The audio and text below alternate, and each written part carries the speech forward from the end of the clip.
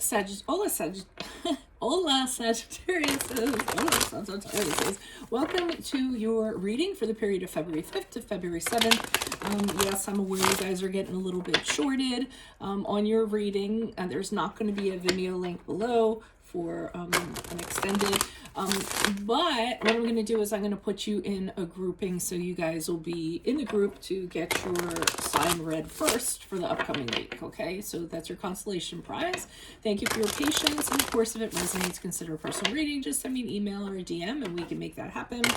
Otherwise, let's get to reading. Holy Spirit, angels, divine guides, universe, can you please provide your truth, your wisdom, your clarity, and your insight for Sagittariuses for the period of February 5th to February 7th. What do you see? What do they need to know to reach your higher ground, become closer to universe and closer to divine through your messages? Any messages you have, please, for Sagittariuses?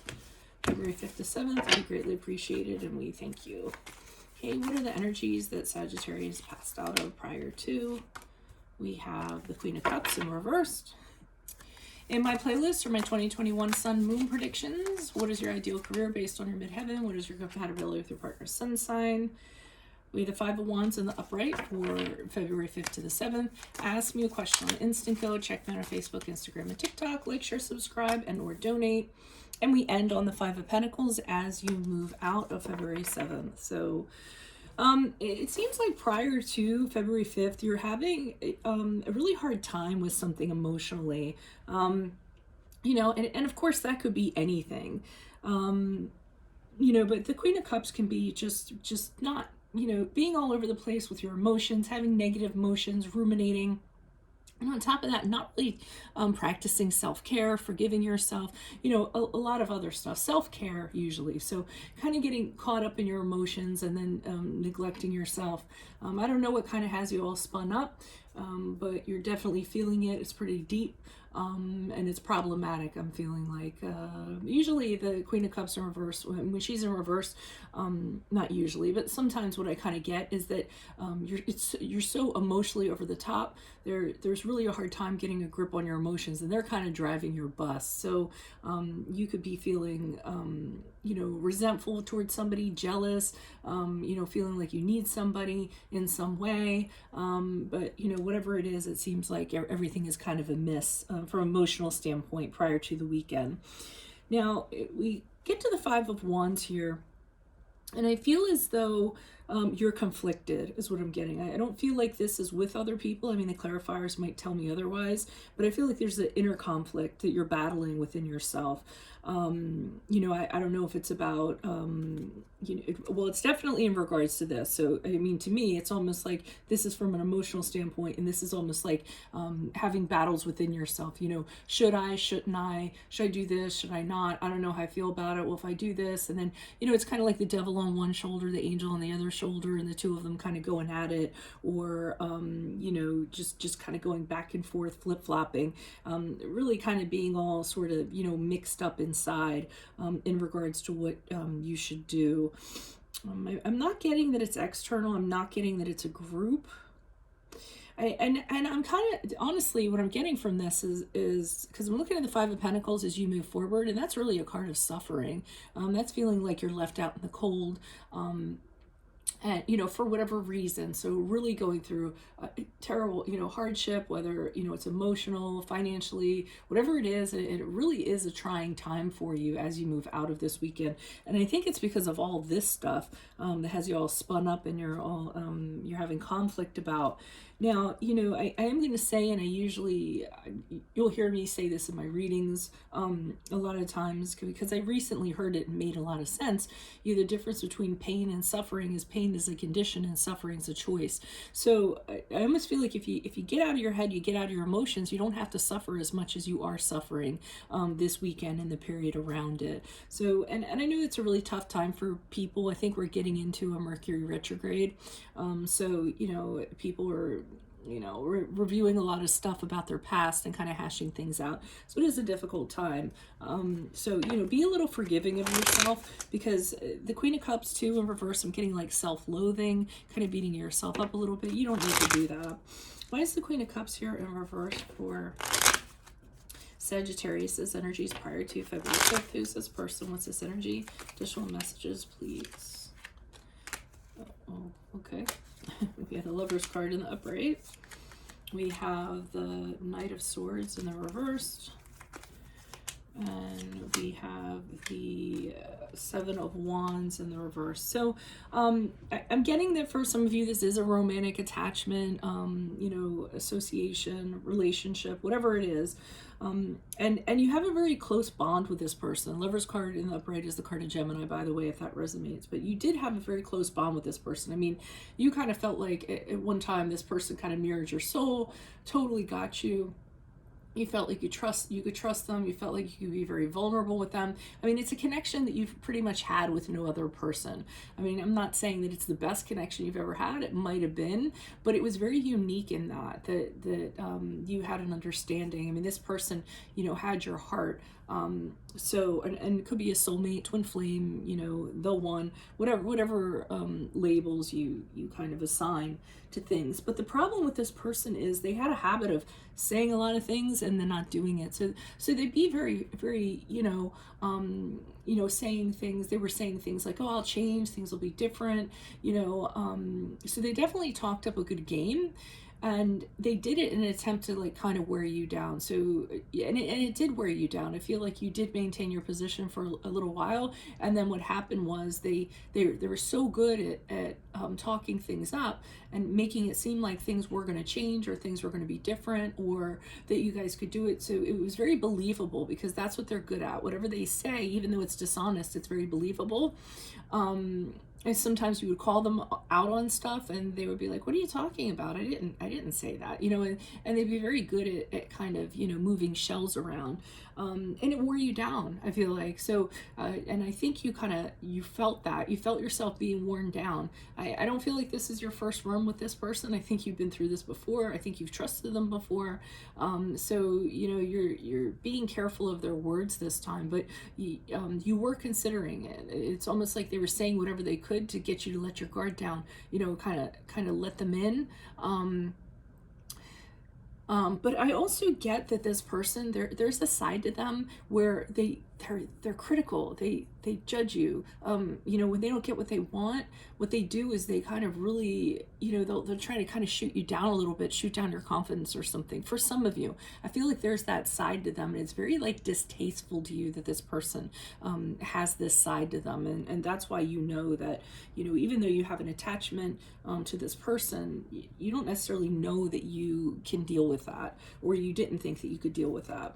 And I think that's what you're conflicted over. Why is the Five of Wands here in the upright? Who's this person? What's this energy? Additional messages for the Five of Wands in the upright for Sagittarius's the weekend of the 5th to the 7th.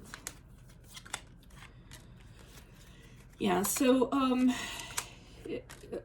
okay, so in regards to this person, one of the first things that you're doing is you don't feel like sharing anything. I'm getting, it's Four of Pentacles, Three of Wands are reversed, and the Ace of Swords are reversed. So you don't feel like sharing anything with this person. So you're kind of keeping everything close to you, not putting anything on your sleeve, kind of keeping things around you, like these are my things.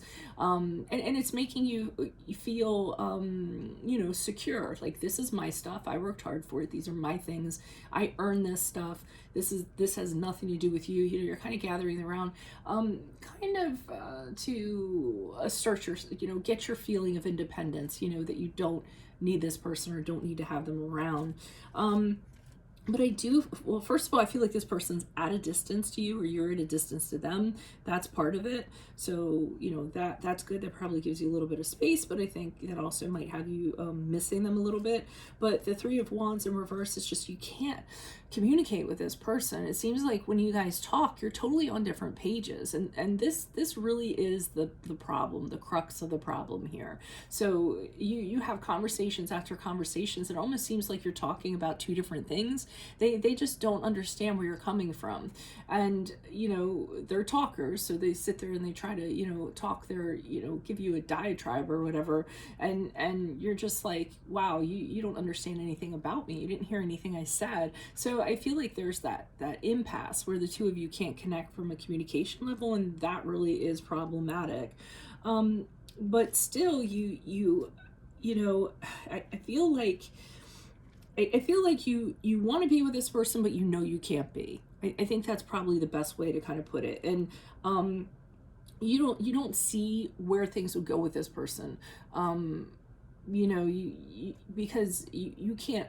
This is somebody who, you know, maybe you're attracted to or whatever, and there's something there, but you can't see a future with them. You can't see it going anywhere. You can't see you guys building on anything. It's not very clear to you. Their dishonesty makes you doubt things, and you just, you know, you get confused though, because I feel like there's part of you that's like, oh, you know, I have a bond with this person like I've never had with anybody else, and then there's this other side where there's just things about this person that you can't accept, and you can't kind of you can't kind of live with. So it really is a deal breaker for you, I feel like, in regards to them. But I feel like it's hitting you a little bit hard this weekend. So, you know, you do move forward, and I mean, I don't think you're happy about it. I think you're having a hard time being apart from this person. I feel like it's your choice to be apart from them, but it's also your choice to suffer. So I don't feel like you need to suffer quite as much as you are, for whatever reason. Why is the Five of Pentacles here in the upright? Who's this person? What's this energy for Sagittarius as they move out of this weekend? Additional messages, please. Ace of Cups in the upright. The Death card in the upright. Okay, and Page of Swords in reverse. So, you know, what you're doing is you do feel left out in the cold, but I do feel like it's by choice, and you are suffering, but you're saying to yourself that you need this suffering to happen in order to totally be done with this. You need to, and I don't want to say is suffering. I mean, I feel like you are kind of choosing to do that more than you need to, but let's say you have to go through this trying time in order to get to the other side of it, and you know that if you do that, that's the only way that you're going to be able to have a rewarding relationship come in, a new love come in, something that is meant for you. So you're doing your best with the Death card in the upright, which is the card of Scorpio, to leave this behind you. You keep on telling yourself it's over, it's done, it's in irreconcilable. I mean, there's no way that you can kind of make this work, and you keep on telling yourself that over and over again, because like I said, emotionally you do have a bond to them, but you just know, you know, this is not a viable relationship. It's not a practical relationship. It's not going to work. So you have to keep on putting one foot in front of the other.